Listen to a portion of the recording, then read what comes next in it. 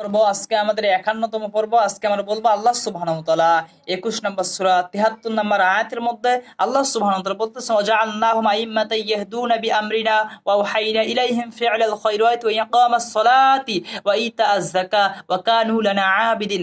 আল্লাহ সুবহানাহু ওয়া তাআলা নবীগণের নিকট ওহী প্রেরণ করেছেন। আল্লাহ বলতেছেন যে আমি তাদেরকে নেতা করিয়েছি, আমি তাদেরকে কি করেছি, নবীদেরকে নেতা করিয়েছি। তারা আমার নির্দেশ অনুসারে মানুষকে সৎ পথ দেখাতো, তারা কি করত, নেক কাজ করত।